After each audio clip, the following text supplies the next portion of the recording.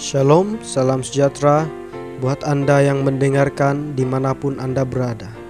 Selamat mendengarkan kembali audio renungan 100 hari berdoa bersama dengan saya, Pastor Calvin Billy Maulus. Dan pada hari yang ketiga dalam acara kita ini, saya senang untuk menekankan kembali dan mengundang Anda untuk turut serta dalam acara 100 hari berdoa ini dengan setia sampai pada Julai 4 ini. Saya percaya selesai saja kita di acara ini, kita akan mendapatkan kekuatan dan berkat yang luar biasa dari surga. Baik, pada renungan kali ini kita masih membahas tentang ketakutan dan kepanikan yang dialami oleh banyak orang pada waktu ini. Nah, mari kita selidiki janji Tuhan dan nasihat yang terdapat di dalam Alkitab mengenai ketakutan. Alkitab mengatakan, janganlah takut atau jangan takut berulang kali. Walaupun tidak dikira bilangan berapa kali Alkitab menggunakan ungkapan ini, namun ada satu penulis telah menghitung atau mengira ada 365 kali ungkapan seperti jangan takut digunakan sepanjang Alkitab. Ini memperingatkan kepada kita untuk tidak takut, tidak risau selama hidup kita. Sama seperti 365 hari dalam tahun-tahun yang kita lalui. Tuhan mengajak kita untuk diam dalam kasih-Nya, mempercayai kasih karunia-Nya, dan bergembira dalam kuasa-Nya. Dalam salah satu janji Alkitab yang paling meyakinkan, Yesaya menyatakan kepada kita, mengulangi kata-kata Tuhan kita, jangan takut karena Aku menyertai kamu. Mengapa kita tidak takut? Yesus menyertai kita walau apapun yang perlu kita lalui. Dia berada di pihak kita. Jangan takut karena Aku menyertai kamu. Jangan khawatir, takut karena Aku adalah Allahmu. Aku akan menguatkanmu. Aku akan menolongmu. Iya, Aku akan menopangmu dengan tangan kebenaranku. Yesaya 41 ayat yang ke-10. Iman kita bergantung kepada janji-janji firman Tuhan. Cahaya kita bersinar dalam kegelapan dunia ini. Pandemik COVID-19 sekarang boleh menjadi pemangkin untuk membawa kita kepada hubungan yang lebih dalam dengan Tuhan, iman yang lebih besar, dan pengalaman doa yang lebih utuh. Dalam krisis, iman kita ada di dalam Dia. Kepercayaan kita ada di dalam Dia. Dia adalah keselamatan kita, jaminan kita, kekuatan kita, dan harapan kita. Semoga pandemik semasa ini menjadi panggilan untuk pertobatan, kebangkitan semula, dan reformasi. Semoga ia menjadi masa kita untuk berpegang teguh pada janjinya bahwa esok yang lebih baik akan datang. Mari kita buka Alkitab kita di dalam Mazmur 139 ayat yang ke-23 dan ke-24. Mari kita baca bersama-sama. Selidikilah aku, ya Allah, dan kenallah hatiku. Ujilah aku dan kenallah pikiran-pikiranku. Lihatlah apakah jalanku serong, dan tuntunlah aku di jalan yang kekal. Kemudian mari kita baca kutipan yang selanjutnya daripada buku Selected Messages jilid 1 muka surat yang ke-124. Tiada yang menakutkan setan selain daripada umat Allah akan menyediakan jalan dengan menyingkirkan setiap halangan supaya Tuhan dapat mencurahkan roh-Nya ke atas suatu gereja yang lemah lembut.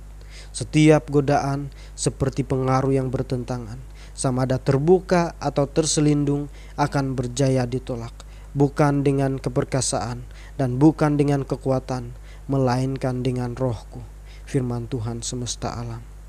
Zekaria 4 ayat yang ke-6. Mari kita tunduk kepala dan kita berdoa. Maha besar di surga Tuhan kami, terpuji dan termulia nama-Mu. Kami kembali merendahkan diri kami, mengakui kekurangan dan keberdosaan kami. di hadapan-Mu. Tuhan kiranya mengampuni dan menyucikan kami. Kami kembali datang kepada-Mu dengan permohonan kami. Dengan penuh kerendahan hati kami mau memohon belas kasihan dari Tuhan kami. Seperti mana ayat Alkitab yang kami baru saja baca. Selidikilah hati kami ya Tuhan. Ujilah dan kenallah pikiran kami. Sadarkan kami kalau ada sesuatu yang menghalang kami datang kepada-Mu. Singkapkan, nyatakan kepada kami apa yang menjadi kehendak Tuhan dalam hidup kami. Dan bantu kami untuk mengakui itu dan berdamai dengan Allah dan dengan orang lain. Bantu kami supaya kami hidup di dalam iman, sehingga bukan lagi ketakutan yang menguasai kami, tetapi kami penuh pengharapan karena janji-janji yang Engkau berikan kepada kami. Juga ya Tuhan, krisis COVID-19 yang kami alami saat ini sedikit demi sedikit menyebabkan penjejasan ekonomi di dunia. Banyak yang kini tidak dapat bekerja, bahkan dibuang kerja, dan tertanya-tanya di mana datangnya makanan keperluan mereka jika tidak dapat bekerja lagi. Tapi Tuhan, kami manusia yang terbatas dan kami tidak tahu apa yang berlaku besok. Bahkan semenit dari sekarang kami tidak tahu apa yang berlaku. Tapi Tuhan, kami memiliki janji Tuhan yang mana Tuhan akan memelihara kami dan menyediakan keperluan sehari-hari kepada kami. Seperti mana yang sudah tertulis di dalam kitab Ulangan 8 ayat yang ketiga. Manusia hidup bukan dari roti sahaja, tetapi dari setiap firman yang keluar dari mulut Allah.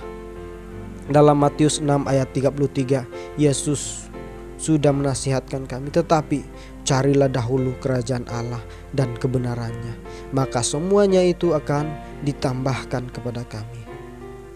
Bapa kami di surga, kami berdoa juga agar para anggota gereja sedunia akan mengerti bahwa gereja Seventh-day Adventist adalah pergerakan nubuatan dengan satu perkabaran nubuatan yang diamanahkan oleh surga, dengan satu misi nubuatan yang sangat istimewa, dan sekarang adalah masanya untuk bersinar bagi kemuliaan Tuhan sendiri, hanya untuk kemuliaan dan meninggikan nama Tuhan.